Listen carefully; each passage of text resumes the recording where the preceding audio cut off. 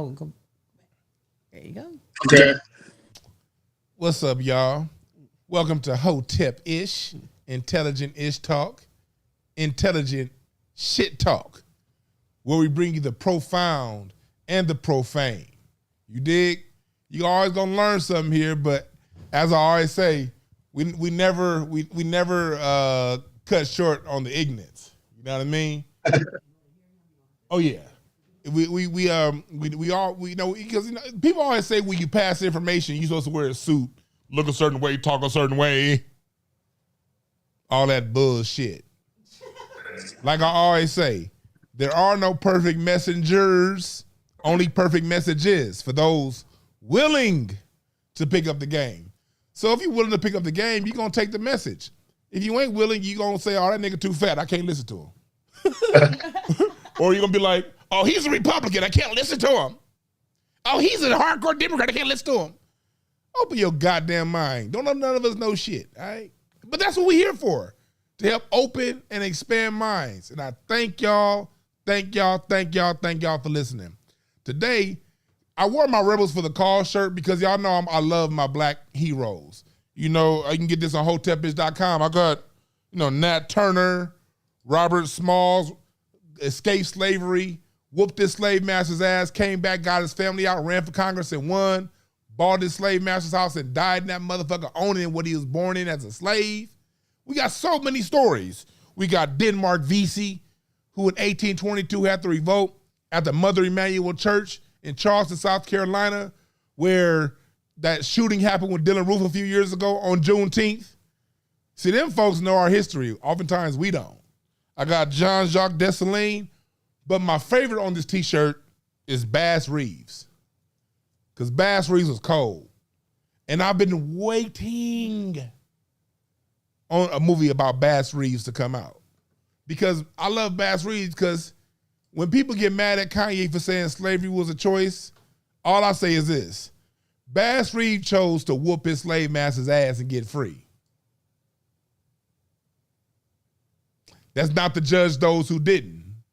That's just saying there are other people who said, nah, this ain't the move. And they did something about it. So my guest today created a movie called Corsicana, and it's about the great Bass Reeves. But before I get to talking too goddamn much, I'm just gonna say this. I'm so happy to have this brother interviewing with me. I've been a fan of his since Get on the Bus, since Crooklyn, and all those movies from the 90s, Grey's Anatomy. And man, this dude has done everything. I can't even mention all the whoops and the whamps and the booms and the bamps, because we hear about what's next. And what's next is this movie Corsicana. And I'm gonna want y'all to go to your local theater, wherever you live, to see it. So without further ado, I introduce Isaiah Washington. How's it going, brother? That's a heck of a introduction, man. I'm dismayed because my wife is cooking, and when she cooks, she's gotta play her music loud. So I think I'm hearing you. I hope you can hear me. I hope you don't hear all that music in the background. Oh no, you good. You good. It's all filtered out. Oh, okay, cool. So I gotta act like I don't hear. Yeah. But thank you for Dwan. This bromance started instantly at a private dinner, and everybody got a chance to, in a safe space, say their piece, agree to disagree, based on the information that we're being given. And as you know, you got my personal number. I'm a fan, because when you spoke, I was inspired. And you're not 59 years old. So when I heard you speak, I felt like this is what I've been saying my whole life. This is how we have to move in truth. We don't have to love it or like it, but we have to take the time to see where we are. And when you said that moment, like, what it dawned on me, I'm in a community. And these black boys looking up at us, these brown boys looking up at us. And if we ignore them, we're not acknowledging their presence in a world and society that doesn't acknowledge them at all. So if we're saying we're in a community and we don't even just say hi, or like you said, "What's up, my nigga?" or "What's up, King?" Man, when you said that, man, I was like, yes, it's really that simple. Our words are so powerful. Our words could be coming from us. They can be extremely toxic, and they can be extremely healing. So we all have to be cognizant of our words at all times, but sometimes our words are like a good slap on the behind from your grandmother. You know, is that the truth hurts. It hurts for a reason, but in terms of our community, we're not accustomed to telling the truth. We're not accustomed to speaking up at all. That's in our DNA. Mm-hmm. It's like if I say something, or if I support him, they gonna kill Matt, gonna kill me. It's hard out here for everyone. And obviously, it doesn't matter what level you're on. If you say something some other group doesn't like, or someone doesn't like, off with your head. Off with your head. So, what are you telling me? If I speak the truth, you kill me. If I'm in a platform and I don't speak the truth, then I forgot about my people. You kill me. But goddamn, those are not great options. Silence is not an option at all. And for me and for you, clearly, hey, I could be held accountable, I could take criticism, and I could be corrected. And I can give self-analysis. I just did it recently on my Instagram. You know, good friends, Sydney Hicks, Monique, you know, posted my movie, wanted to support it, and then the comments came, she took it down, which she didn't want me to be hurt with these comments. I don't know what the reason is, because we all know she talks about molestation and pedophilia. And because I was on Vlad, out of 2 hours, 29 minutes, and 19 seconds, I told my truth about the 20-year-old woman that I met in the conversation I had with her. And that's it. I wasn't talking about every 12, 13, 14, 15-year-old young girl that's ever been victimized by an old man. Like I said, I was molested at 8. You know what I mean? So I would never support that. And just because I'm in Hollywood doesn't mean I couldn't be no further from motherfucking outside of Hollywood. Right. I am Bass Reeves. Yeah. What part of me, when you first saw me in Crooklyn, I was slapping a white man? And Denzel said, you are always going to be remembered by the first role you were introduced to. I got a whole 40-somethings that remember in Crooklyn, Clockers, Get on the Bus. I've always played roles that either scared me or educated me, or that the characters could say something that I would never say. I've said no more than I've said yes. But be clear, I can only be a melanated man in this lifetime. And I'm a warrior. Mm-hmm. So the interesting thing that I was introduced to the world, going to jail for standing by righteousness. You're not defending a melanated family against prejudice. To be my own movie, directed, co-written, rewritten, starring in, that's in the Cinemark Theater this Friday, right next to Wakanda, coming soon, right next to the poster Wakanda Forever, as an independent filmmaker, unlike, no different than Melvin Van Peebles in 1971 when he self-released Sweet Badass Song, and Oscar Michaud in 1920 because he had to, because he wanted to correct the narrative on what Birth of a Nation, D.W. Griffith's Birth of a Nation, was doing to our people. And he did it so well that Astor Pictures bought him out and eventually ripped him off. And I think he died, broken like Paul Robeson. I'm not going out like that. Why? Because I know my history. And people always say, why are you talking about Africa so much? Why are you talking about history so much? You need to be a professor. And I say simply to our people, you cannot go to a dentist if you could afford to go to one. Not assuming everyone can. If you cannot go to a doctor assuming you could afford to go one that's not just to a trauma ward. Okay? I don't want to make any assumptions of socioeconomic background. But for those of us that are blessed enough to afford to visit a doctor for preventive health care, or change doctors or dentists, right? You cannot do so without writing your medical history. That's real talk. You have to write down your medical history before they even touch you, before they even take your insurance. God bless if you have it. Why? because they have to be held accountable on how they diagnose you. So if a physician who's trained to help you live can't do so without your medical history, how, conversely, how a nation of people that has no history of who they were move forward in a healthy manner? You don't. You don't. You brought up some very important names too, because I'm glad you brought up Oscar Micheaux and Melvin Van Peebles, because if you don't know who Oscar Micheaux is, that's what the Oscar is shaped after, is Oscar Micheaux. And when Oscar Micheaux came in independently doing films, it revolutionized how Hollywood did films. And it gave independent films. Before that, at the time, before Oscar Micheaux, there were the major studio houses that did everything. Oscar Micheaux showed how to make independent films. And the whole independent film, these indie films, these festivals that they show around the world, that's because of Oscar Micheaux. And then you look back in '71 when Melvin Van Peebles dropped Sweetback, Hollywood was done. It was broke. When it came down to it, all of the Wi-Fi that happened, so all these theaters were around with no movies to be shown other than pornos and stuff like that. Hollywood had made a whole bunch of bad films in the 60s. You know, the 50s was a good era. You know, Orson Welles, Citizen Kane in the 40s and the 50s. But by the time you got to the 60s, movies were very huff and pluff and fluff. So Melvin Van Peebles showed where we are now.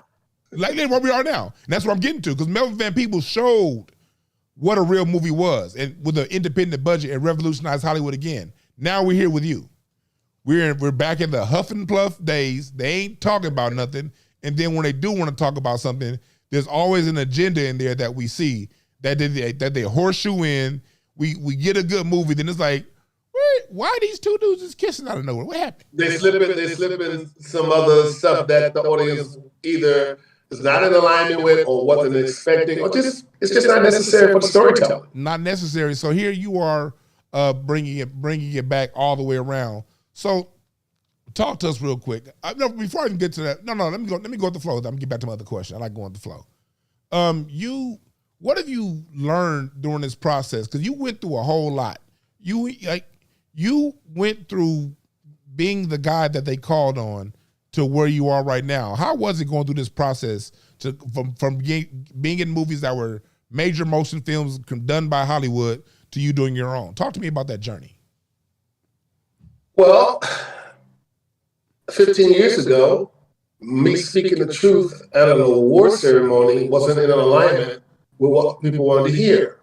It doesn't matter what word I used, but it was a moment of self-defense for my melanated boss and for my former castmate who I didn't even know his sexual orientation. We were at war. What people don't realize, and what saddens me today, is that at that time, you had a melanated woman that was kicking on a platform that she wasn't supposed to even be at. CSI at the time, 2 shows that were #1. Matter of fact, go back. Boston, a show called Boston Legal. I love it. The great Captain Kirk that was in that slot on ABC. And we came on this medical show that nobody wanted. And then they they wanted everybody to be called, Caucasian or less melanated, right? And they told that good sister that it would never work. It would never be successful because of this other medical show starring George Clooney. And she said, no, you're wrong. And that's why I believe she told me then, I'm going to keep this show on for 20 years because they told me that I couldn't do it for 20 years. So I got a funny feeling that the 20th season, it will finally disappear after making millions of dollars for everybody part of that show. Including me when I was there for those 3 years. And if I look at my residuals, I don't have 80 million, but I'm still doing fairly well with the residuals, right? Yeah. But my point is, she became powerful. This system has a direct fear of us becoming powerful in their spaces, in their places, on their platforms. Whenever we get too big for our britches, we have to be reminded that they should remain the center of attention. Their executions are the final analysis, the end of the end. No one can challenge it, and no one dare speak out against it, because this is our ish. That's how she was treated. That's how I was treated. But we forgot one thing. We forgot humanity. That's what the systems always forget. They forget that the people can see and pick up on the truth and the frequency of the love, the elegance, and the power. And they don't care what color it is. Just give us something entertaining. Give us the truth. And that experience put me outside of the Hollywood system for 15 years. So these 15 years, I've had to go about my own to figure out telling stories that I want to tell. I haven't made a studio film since 2003, but I didn't like how I was being presented as a melanated man, starting off with Crooklyn, because one, I wasn't getting paid more. And for the fan base that I had, I wasn't a rapper like Tupac or DMX, but I still had a fan base, I still do. But, you know, mostly when you spend 2, 4, 5, 6, 7 years, 10 years on time, you get a raise. Everybody knows that. Yeah. You should get a raise. You get a raise, right? Based on your qualifications and your resume. So when that wasn't working, I found many allies. People will come to me on Facebook. Blue Caprice, Patrick Ian Pope found me with Monique that I put Monique in, called Blackbird, Julius Walker, the first openly gay actor in a movie.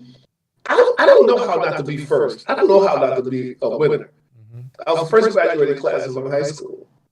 And I've always been spoiled by my grandmothers. I had a pure matriarchal system that said, for me, Mickey, you're not going to be a trifling Negro. No matter what, you're special.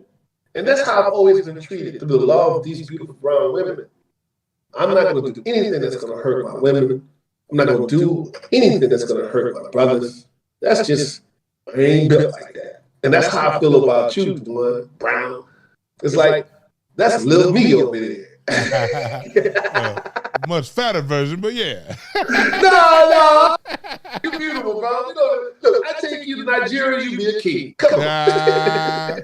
And that's what I want to tell you, like, because people can oftentimes, they can hear what we talk about, and they'll say, okay, you guys have an issue with the LBGTQ community. No, it's not that.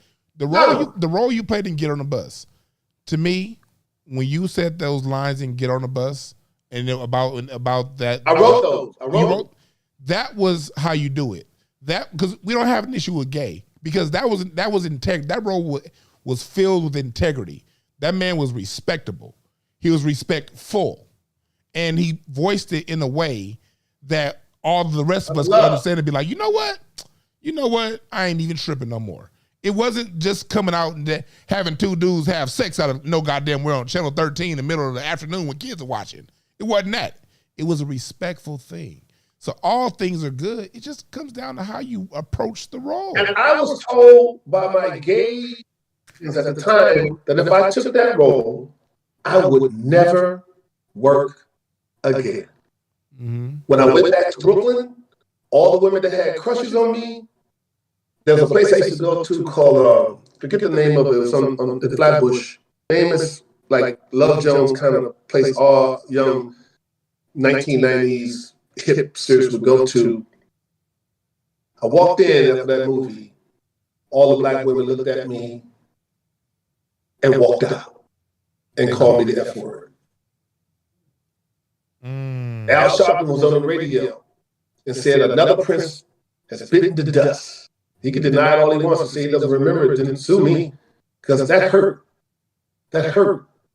My own community is ostracizing me because I dared to play a gay man. That's exactly why I had to do it. That's why I exactly had to keep my nappy hair and my locks and color them brown, because everything I did, I wanted to say, I'm telling this story, this fight, and Reggie White bike with me to play, wearing these Timberland boots and these jeans and this fancy jacket, and holding up Hardy's book, B-Boy Blues, that Spike fought me on, just so that everything is not what you see.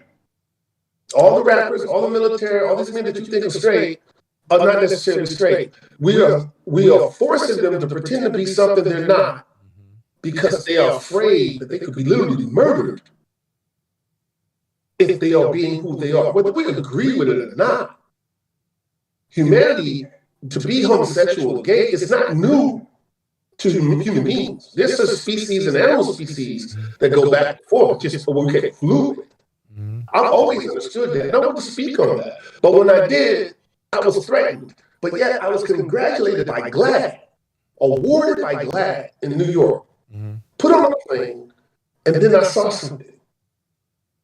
Everybody at Interview Magazine, everybody at Premier Magazine at the time, Entertainment Weekly Magazine, were all Caucasian men. And they were all winking at me, giving me a thumbs up. And then I said, well, Chastity Bono, when she was a she, well, he is now he, sent me a letter when I was talking about this, threatening to sue me if I brought her name up again. I'm like, so I can't even say your name that you were supporting me? Wow. Then, when I played a gay character when no one wanted me to, but because of people putting the pressure on me because I said the word of that everybody was accusing me of, then that means I'm anti-gay? How is that possible? You said I was never going to work again if I played a black gay man. Now you're saying I should never work again by saying I didn't say that about this white gay man. How does that work, houseway? Oh, I know how. I know how. I got out of my place, like Joy Behar said. It's not about what I said. It's how you have the gumption and the temerity and the to say it. Yes. But if you knew me, I'm Little Mickey. I always go in the room and say what people are thinking. Because I'm not scared of nobody. I only fear one entity. Well, there's two. I talk about Michael John White. Hell yeah. I ain't messing with Michael John White. But I'm not afraid of him, but my God. And my ancestors, Obatala, Ogun, and Shango. Kabiasele, Shango, Yemeya. I know where I come from, so therefore I know my history. I know where I come from, therefore I know where I'm going. It's a pure Sankofa. So if you don't get the frequency, you're still dealing with the 808 and calling Kanye crazy. If you don't know your history, then you're not gonna feel me. Real talk. And you segue. You went right into where I wanted to segue into because you were Kanye before Kanye. Huh? You were Kanye before Kanye. People see what Kanye is doing right now, and this was you 20 years ago. This was you 15 years ago. 15 years ago. So, talk to us about you've been there. No other people can talk all they want and have their opinions, but you've been to the mountaintop and you know what it's like to sacrifice, or what they say call sacrifice, all the things that society says we need: fame, notoriety, all the things the dominant society says is what makes a person successful. You were willing to put that on the table for what you believe in. Talk to us about what you see going on, that experience, like friends of yours, because Hollywood got all these fake ass people that ain't no real friend. What was that like, taking those bullets during that time? And still, it hurts. It hurt then, and it stings now because it's all a lie. I have proof. I put it on my Twitter. They lied on me. But in 10 years, I can't sue them because I ran out of statute of limitations. It's been proven that they lied on me and threw me on the bus to save another actor who was less melanated. But that's neither here nor there. The beauty of it is that this woman that you saw just bring me my food, that beautiful queen that just prepared me some wonderful Brazino and arugula salad to eat for life, right? That these kids, my children, are the mirrors of who I am. And as long as I see them every day, secure and happy, I remain strong. Nothing can touch me. Nothing can hurt me because they love me. They know me. They respect me. Everything that I've done, I do for them. So for people to want to end me in my life, to stop me from having a livelihood with this beautiful woman that just ushered in this beautiful meal for me, created by her hands and the great music that's finally stopped. I just find that sick, but I understand it. I understand how this thing, this unresolved promises of 40 acres and a mule, this lie of stolen, ill-gotten goods, I understand it. I get it. So, like I said, I'm not going to respond to the negativity like needle full of syrup. What am I going to do about it? What am I going to do about it? And when I was put in this position, forced, this wasn't supposed to be my directorial debut. I was asked to play Bass Reeves by an actor named Robert Davi with a script that I wasn't allowed to read. I was led astray, misinformed. But by the time I started doing research on someone I didn't know 2.5 years ago, I got pissed off. So when I take a role, it's because I want to educate, or it scares me because it's not me at all. Like P Valley, that's not me, but that's my Uncle Butchie from Houston with the goal that I grew up with. That's not me. You know, I grew up with those men in the 70s, but that's not me. I don't think that way, move that way, and I didn't write it. So I take roles that would challenge me as an artist, like a boxer, to speak that dialect that everybody has so much conversation about because they never lived in northern Mississippi, you know, Memphis. So it was a difference, and that's why it was so successful, because we've never seen those people before. Well, you've never seen Bass Reeves before, but you will on Friday. My Bass Reeves. Played by me. And do you know Lone Ranger and Tonto is Bass Reeves? Yes. The Lone Star. They had a successful show. Do you realize that even in the timeline, if you go back and do the research on the timeline, Sherlock Holmes is also Bass Reeves and his man West. They have created successful narratives, books, canons, TV shows, movies, westerns with thick mustache men with black hats that are great sharpshooters, from True Grit with Buster Cop. Everything, I'm convinced, every western ever made was inspired by Bass Reeves. Even Sam Elliott with his white face and his thick mustache of 1883 is Bass Reeves. But I'm going to set a motherfucking record straight come Friday. That's right. Do you mind if we play a clip? Please do. What? You got one? Yeah, the one you sent me last week. I just pulled it up. We about to play that trailer you sent me. Oh, look at you. You know what I mean? We got to do it right. Hey, Sarah, can you pull that trailer up? All right. What do you want? Now that ain't no way to greet visitors. Just keep on riding. I don't think so, ma'am. We're gonna stay for a while. Darling, this gang will hire, terrorize, and kill anybody that get in their way. I assume you're a lawman? Federal Marshal. You leaving again now? Wherever this dollar ball goes, he leaves a trail of bodies behind. Men, women, children. I rode it around there, started to shoot. If I don't stop him, I will have blood on my hands. I found this on the boy. He's been putting them on the victims ever since he killed your wife and your son. I'm gonna need you on my posse to stop him. You know I'm ready to ride. Do you understand what it feels like to not know if you're hurt, dead, or alive? Why did you become a preacher man? To repent. I'm a killer. We all killers, Sam. And some men just need killing. A simple flank and shoot maneuver. You hit them from front as soon as they get through Eagle Pass. Get the job done. Get the Hell Brothers land. Get back. You feel that? He's coming.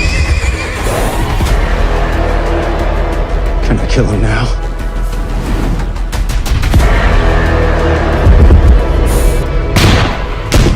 Who are you? Bass Reeves.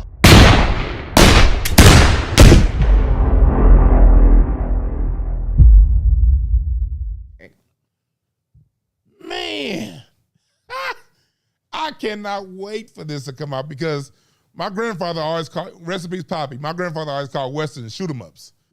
I wish my grandfather could have lived 3 more months. He would have seen this. If he, Poppy, man, Poppy, I know you watching this from heaven. Me and my grandfather, ever since I was a kid, hey, you little fat motherfucker, want to come watch a shoot 'em up? That's what my grandfather would talk to me. Hey, little fat motherfucker, we about to watch the good, the bad, and the ugly. Yeah, that's one of my influences, Sergio Leone. Man, I think I'm gonna take my dad to the theater to see this because me and my. You know what's beautiful about that? You remember what you told me offline? How you met me? Yes, you went to the theater with your dad to see me and what? Get on the bus. Get on the bus. I played a gay character. That's what it was. Me and my dad walked. For those of you who are in LA, The premiere will be here Friday at the Rave. Well, that's not Rave. The cinema. It used to be the Magic Johnson Theater. I forgot what it's called now. And then it was Rave Cinema. Now it's Cinemark. It's Cinemark now. Baldwin Hills. For the when I first saw Get on the Bus, me and my dad, when the Magic Johnson Theater first opened up in South City, we all ran. Yes, me and my dad went down there to see Get on the Bus, and that was the first movie we saw at the newly opened Magic Johnson Theater. And so my dad's probably gonna be watching this interview, man. So yeah, I know he's proud, man. So you've been a part of our lives, and well, again, with you, like we said before, you bring dignity and a strong character to every role.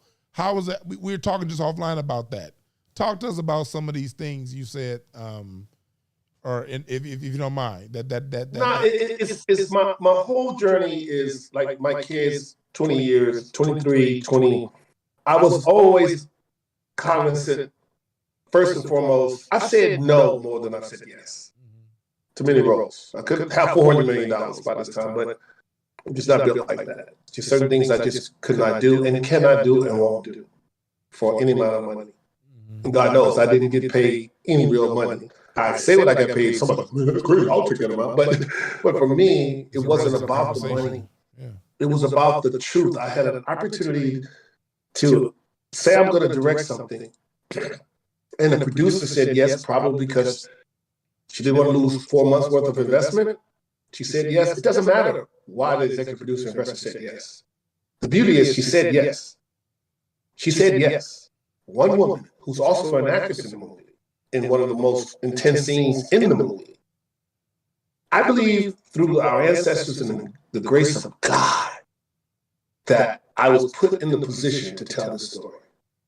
For me, I hope 1,000 other stories are being told, but I challenge them to get to the truth and the nuance of what it is to be an American and a melanated man in this country at any time. And then be able to say, have a fight with his brother. See, the thing about Bass Reeves, he never picked any cotton.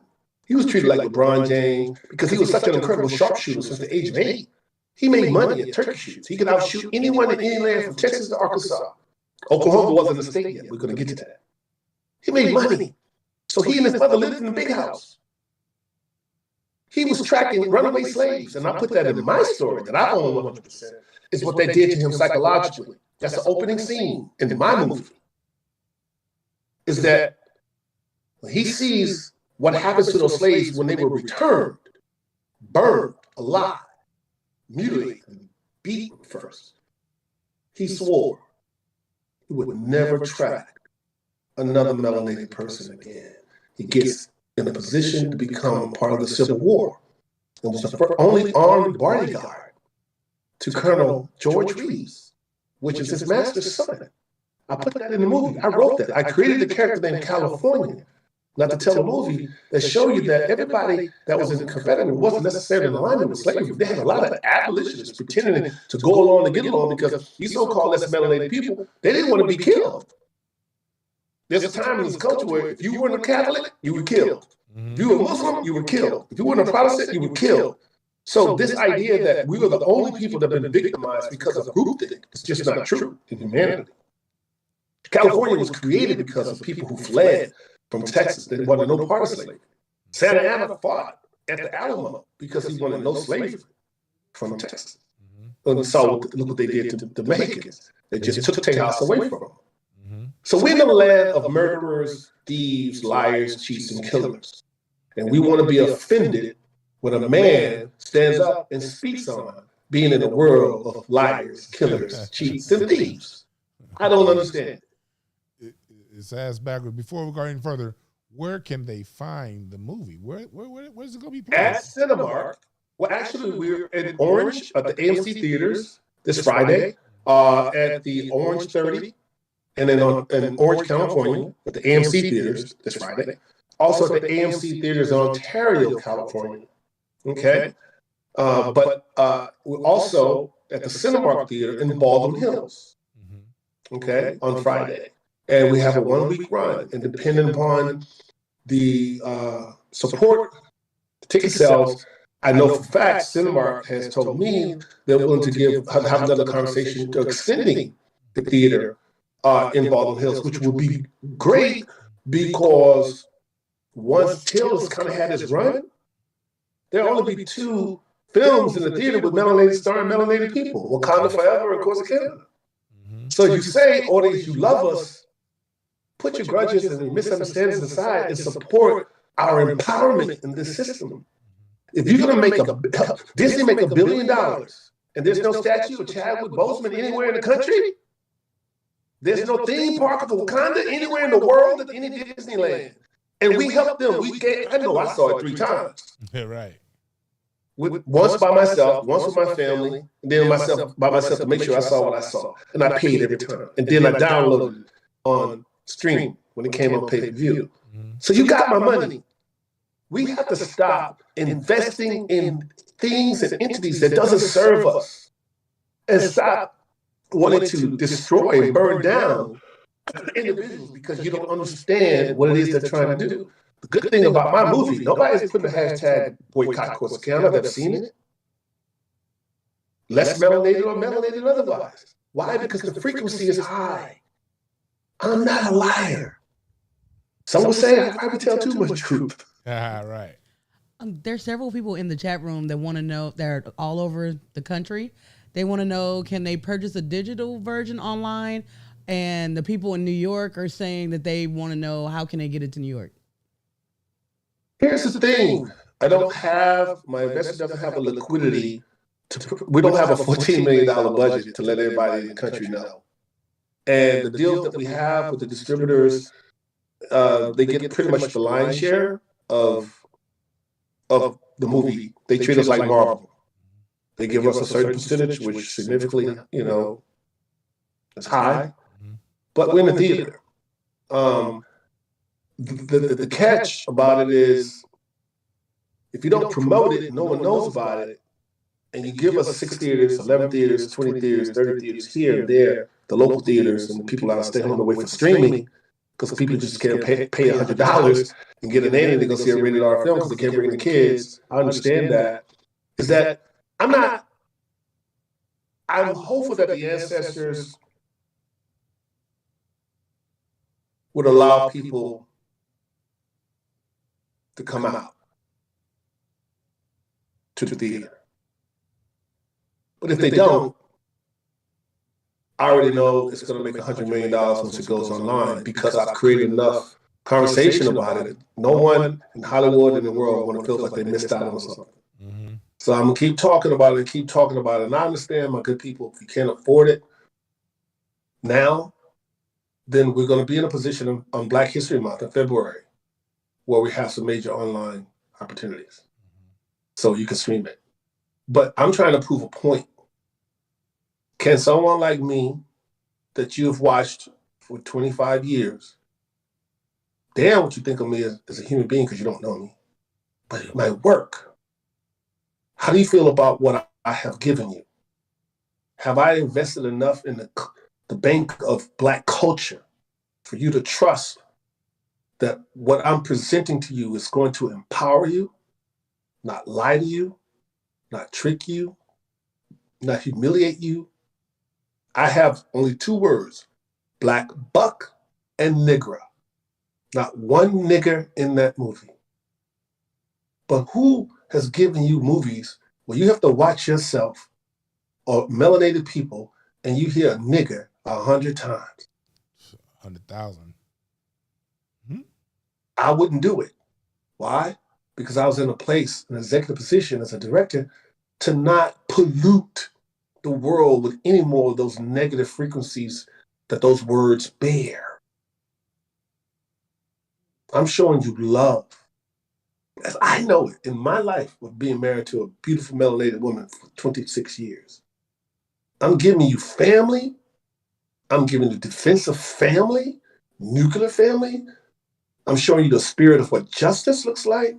And I'm portraying a man that the world has stolen his legacy from and made millions, if not trillions of dollars off of around the world. And you don't even have a statue of him, knowing that there's a statue of him in Fort Smith, Arkansas. But nothing against Martin Luther King There's a statue of Washington D.C., but Martin Luther King did a lot of great work for her. But what his work did for 3,000 arrests for 32 years didn't help create a state of Oklahoma. Bass Reeves, man.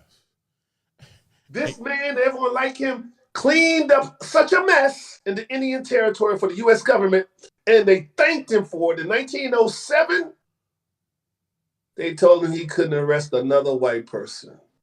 Mm-hmm. He died in 1910 after helping create the state. I'm going to say it again. The state. The state of Oklahoma as we know it today. And there were more Black Wall Streets that were thriving before it became Oklahoma, like 40 of them. But something about this government can help themselves, and we're in power, and we're thriving peacefully and in a diverse way, and they're not profiting from it. Then institutionalized racism was ushered in, where the Muskogee people did business with the African melanated people, the African people, the Seminoles, everybody harmoniously when it was the Indian Territory. And they're not giving you that history. And I give it to you in less than an hour and 42 minutes. Mm-hmm. It's beautiful, man. You brought a good point about Bass Reeves, because earlier you mentioned Wakanda. See, what they do is when they want to show, and this is no disrespect to the Black Panther film, you know, it is what it is. I'm not here to rank one above the other. Yeah. But like, you see how they do it when the dominant society mass produces a positive story about Black people, they put it in fictionalville. When we as people, we have so many real life people that Black Americans, we don't have to go to fiction.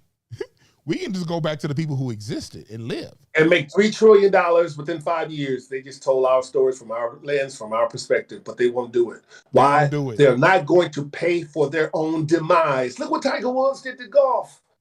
Look what the melanated brothers did to the NBA. Look what the melanated brothers did to the NFL. If I win, and I will, because my people will push me in this position, I will have not been, a good brother told me named Kingfish, said, Isaiah, you're not being punished. You're being prepared. It's a gift. So when the ancestors move all people, melanated, less melanated, to my truth on Friday on, then the paradigm has shifted. I'm not a revolutionary. I'm an evolutionary. Because once you change something, it never goes back.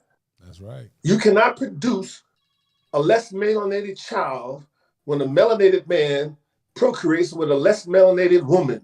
It's going to always be a melanated child. Now, you can play all these games in the social structure, but our DNA has an incredible amount of power and frequency.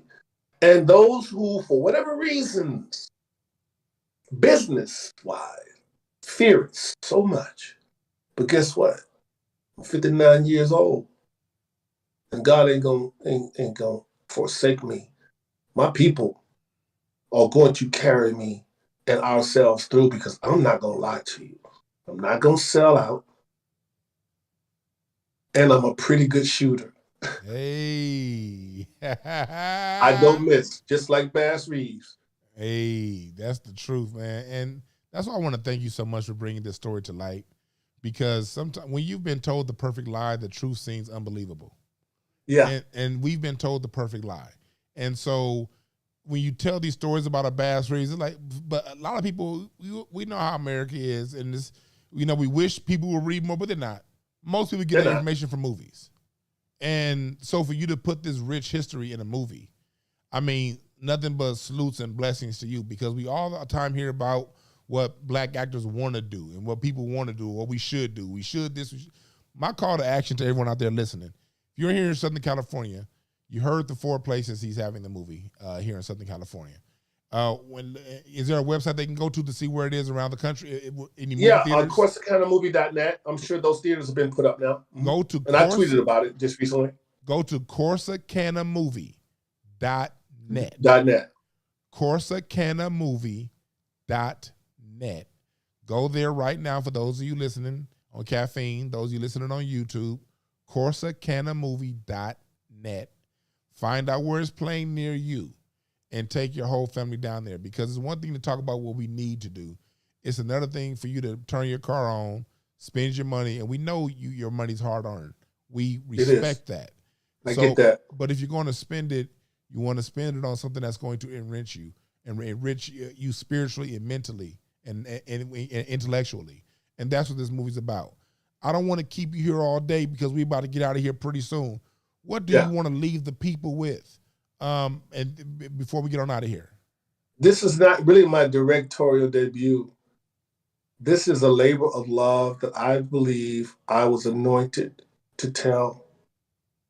When they said they weren't going to shut down the movie, I had been pregnant for 25 days of information about Bass Reeves that I didn't know about. I knew nothing about this man 2.5 years ago. So this is my gift to my people and to all people, to have people Google Bass Reeves and know how he was X'd out of our lives. That is just wrong. His legacy to just be stolen, it's triggering. Like everything beautiful we've done, you just gonna make it a footnote or not tell the world about it? Just everything we've contributed to this nation, to the world. I gave it all I had, man.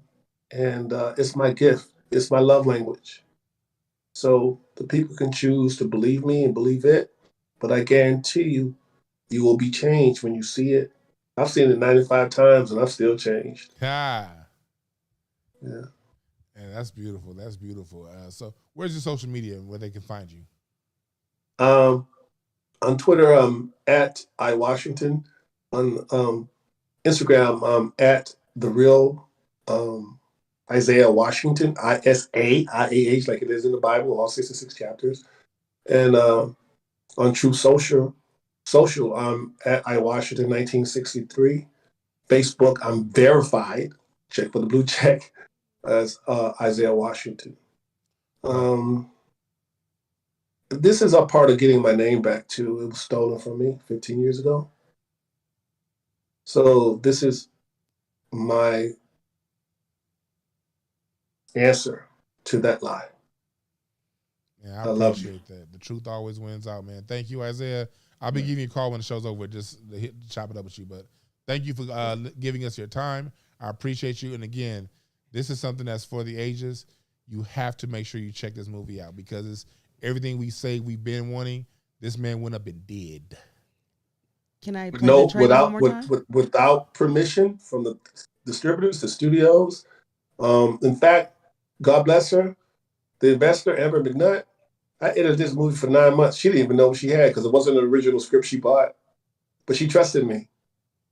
She gave me free reign. She gave me my freedom papers. And I thank her for that. Yes, sir. Yes, sir, man. Thank you, Isaiah. Can I play the, all right, man. Can I play the trailer one more time? Let them go, then play the trailer. Okay. Okay. All right. Yeah, I have a good one. What do you want? Now that ain't no way to greet visitors. Just keep on riding. I don't think so, ma'am. We're gonna stay for a while.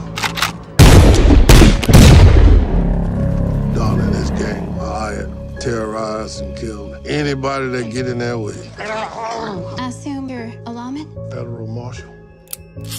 You leaving again now? Wherever this dollar ball goes, he leaves trail of bodies behind. Men, women, children.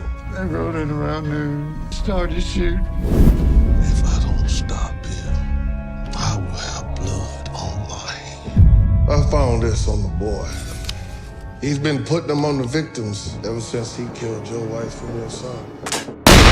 I'm gonna need you on my posse to stop him. You know I'm ready to ride. Do you understand what it feels like to not know if you're hurt, dead, or alive? Why did you become a preacher man? To repent. I'm a killer. We all killers, Sam. And some men just need killing. A simple flank and shoot maneuver. And hit them from front as soon as they get through Eagle Pass. Get the job done. Get the Hell Brothers land. Get back. You feel that? He's coming. Can I kill killer now.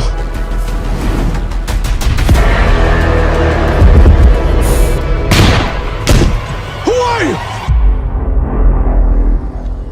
Bass Reeves.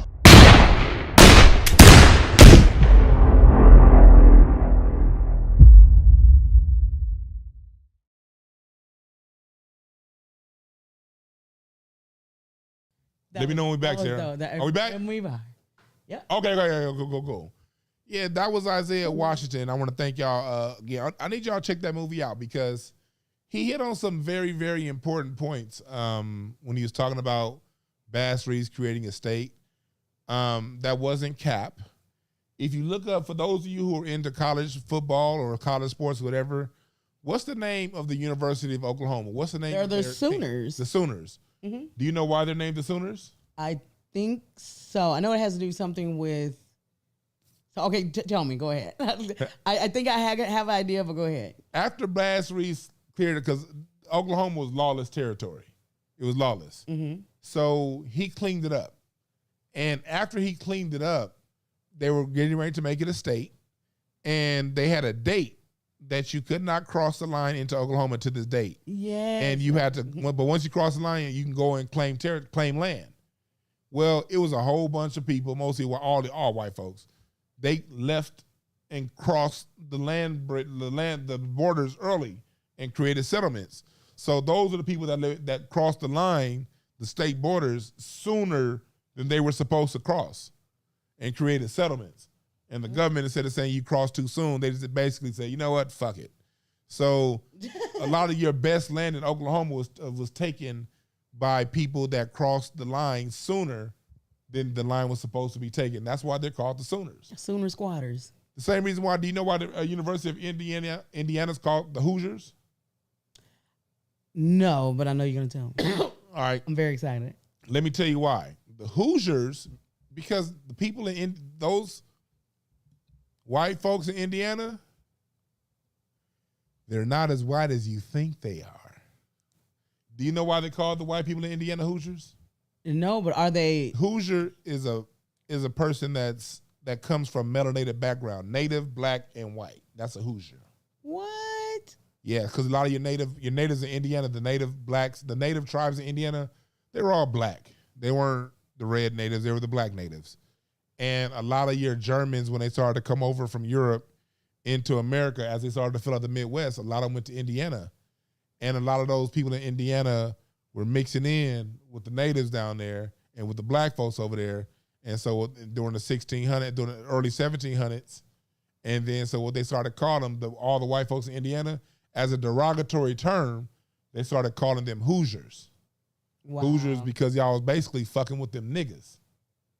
And that's why in the year 1850, Indiana created a law saying no more black people could move to Indiana, because people like my family moved to Indiana in 1832 and bought like 900 acres of land, and they was mixing in with the other folks. And yeah, it was just too much race mixing going on in Indiana. It was too much race mixing going on in Indiana. So as a derogatory term, those white folks from Indiana, they started calling them Hoosiers. So wow. Your history is right in front of your face. Our history is right there. In your face. And the reason why Bass Reeves became a thing is because he cleared out a whole state. Just him and one other person. Really him. And that's why they called him Sherlock Holmes too, because he had to investigate to find out where these people were before he arrested them. Bass Reeves was so bad, he arrested the preacher that baptized him for gambling. What? The same preacher that baptized him as a child, when he became later in life and was out there, the preacher, he saw the preacher doing some foul, illegal shit, and he arrested him. Let me holler at you for a second. Let me holler at you for a second. Bass Reeves arrested his own son. Oh, no, come on. Being on some bullshit. Bass Reeves was a cold motherfucker. Oh, my goodness. But this is the story. This is how it is when it comes to black people. Our greatness is so great, it's almost unbelievable. Mm. So what they do is they give us movies like Wakanda Forever or whatever, and they tell you, okay, black people, this is the only time you can be great, when we create some imaginary land. When truth is, All I gotta do is tell you your story. But that's the crazy. It's always like the superhero movies, like the other Captain America and all them, and they're from, they actually have places. Ours is a fictional place. Yeah, we're only like great in like a fictional place that you can never ever go to, and exactly. it's so ridiculous. And that's why y'all get my t-shirt Rebels for the Cause at hotepish.com/shop, because I figured, hey, y'all ain't if y'all ain't gonna do it, I'm gonna put our heroes on my chest. I'm not gonna wait on you, motherfucker. I'm not gonna wait on Abercrombie and Fitch or one of them Nike to set up. Cause matter of fact, if Nike celebrating my heroes, they're gonna water them down. Oh yeah. I want you to celebrate the heroes like this. You dig what I'm saying? I saw someone said Judge Joe Brown. I'm going to interview Judge Joe Brown pretty soon. Me and him, I talked to him on the phone last week. I'm going to he's just busy right now. He's running for mayor in Memphis. So Judge is real, and he has other podcasts that he already has commitments to.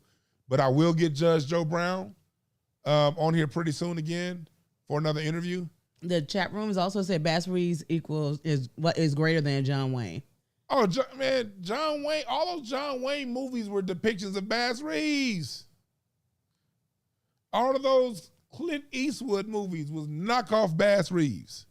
It wasn't no white boys that bad in the 1800s in the West. If it was, name them. Who? If it was, who?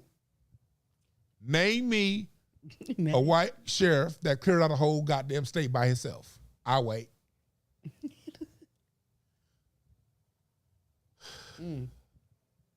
Our history is real. Our present is real. Our greatness is real. All right? That's why I want you guys to know that. And also, when it comes to the whole racial dynamic discussions, here's the reason why you never see me mad. I understand it. Oh, Dwan, what'd you say? What do you mean you understand it? If you can get a group of people that can clear out a whole state by themselves, if I could tell you about General Allensworth, who cleared out Sequoia, and California wasn't, people act like they just came, California wasn't totally settled until the 1880s. Yes, it was a state by 1849, but it was still a whole bunch of wild shit going on that the federal government had absolutely no control over. They had to send in General Allensworth to the Sequoia mountain region area, and that area was down on as Bakersfield, and the Buffalo Soldiers to get those things, that area squared away for the United States. General Allensworth went ahead and started his own city 30 miles north of Bakersfield called Allensworth, California. Look it up. And it's a city. You can go to, it's basically a museum now. They don't, they have some of the old houses that they reconstructed and they're sitting up. And well, anyway, Allensworth, he wanted to create a city here in LA. He wanted to be in was now known as Arcadia, Monrovia. That's where he was. There was black folks they always say, black people, just get your money together. Mind you, this is during the time of the Homestead Act. If you're a white, you can come here and you can get free land, 160 acres, no questions asked, as long as you agreed to cultivate the land. But since you were black, you didn't get Homestead Act resources. So Allensworth came and he wanted to build land in LA. The county of LA would not sell General Allensworth any plots of land for a black settlement. They had just, I don't even want to, that'd be a whole nother story to talk about what they did to the black people in Carson, El Segundo, Venice Beach, and Manhattan Beach. That's a whole nother story. But Allensworth, since he couldn't get land in LA, went up to Bakersfield, about 30 minutes north of Bakersfield, and created his own town, his own settlement. A black thriving town that existed for more than 30 years. Do you know how the town ended? And they put brimstone. No. Oh. They put arsenic in the water. Oh. They hated them black folks so much they didn't even put a post office in town. The black people had to go down to Bakersfield to get their mail. And there's a train track that goes right through the town. It's still there. You can go by, look, when you go to Allensworth, you'll see the train. They would not put a stop there for that black town. They would not put a post office there for that black town. The black town said, all right, cool, we go down, because it's 30 minutes in the car Well, by horse and buggy, that shit like 2-3 hours. Oh, shit. And that Bakersfield summer heat, shit. And it was a thriving town that we had that to get us cleared out, they put arsenic in the water. That's the America we deal with. Yeah. So I want y'all to know this as I close things out. Wow. There's nothing wrong with us as a people. Something happened to us. Things continue to happen to us to undermine our greater progress. Because you don't deal with, in an environment where you have black people resources, you don't deal with these murders. You don't deal with that. You don't deal with the nonsense.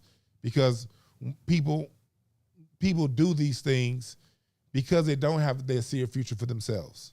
Mm-hmm. They don't have anything to grasp onto, to hold on to.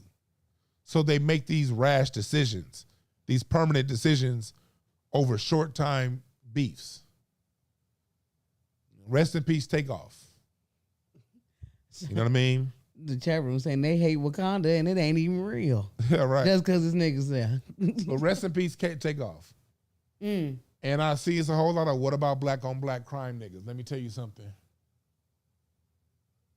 When you deal with an environment where you have a group of people who are under-resourced, miseducated, not shown who they are, you can guarantee there's going to be a lot of violence within that. You can guarantee it. That outcome is guaranteed, especially when they see somebody that has and it's somebody that feels like they don't have. They don't see the big picture of what's really going on. They just see, I don't have anything, you got it, I don't like you. I'm going to take it, or whatever. These things are a condition of the circumstances we've been put into. There was one murder in Los Angeles between the end of 1966 and 1968, about 18-month period, one murder. Watts, South Central, all that, one. Why? Because during that time, UCLA was free. You can get government jobs and training. The Watts riots had just happened. They heard us. So South Central LA was flooded with resources. During the time South Central was flooded with resources, there was one murder in 18 months. The murder rate didn't start to go back through the roof again until Nixon's war on drugs was created. And the war on drugs, according to his own people, was really a war on black people. But they couldn't call it a war on black people. They had to call it a war on drugs. And that's when the murder rate started to go back up. And then when you add that on to the miseducation, the propaganda, the lack of knowing who you are. In closing, I want you guys to go see this movie because we need your children to know who they are. You need to know who you are. Because through knowledge of self, through getting your resource game up, as we learn these things individually, it becomes a collective thing. As it becomes a collective, we're not going to deal with these consequences of what we're going through right now. When you see a rapper murdered, when you see these street activities, these are consequences of social engineering. And for you idiots out there that be like, man, that's just an excuse. Pick up a book, dumb motherfucker. It's called social engineering for a reason. When you go to college and you want to learn politics, they don't call it political art. They call it political science. Because when you engineer environments, you can guarantee outcomes. They only know how many prisons to build because they already put you niggas through the algorithm. They know how many y'all gonna die, and they know how many y'all gonna have to go to jail. So they built the prisons 5-10 years before it even gets to that point. So by the time you make that act, it's a prison bed waiting right there for you. That's why knowledge of self is so important, because we defeat the bullshit not by fighting them, but by knowing yourself. All right? Sarah, can you play my commercial on the way out? I'm playing it. I'm about to play it right now. I want y'all to know this as I close out. There are no perfect messengers, only perfect messages. So if you want to go back through Isaiah's lifestyle and say, I'm not going to watch the movie because he did this 10 years ago, or he sent that tweet out. We don't need your sorry ass energy around it anyway. Fuck on. Ain't no perfect messengers. I'm gonna say some shit you don't like. He gonna say some shit you don't like. Get over it. Go suck on your mama's titty if it makes you feel better. Oh, the mama's titties? We ain't got time for your feelings. We at a point right now where you got grown-ass men. Oh, shit, that don't feel right now. Weak ass shit. Fuck your feelings. All right? And get that knowledge and self-game up. Thank y'all again for listening.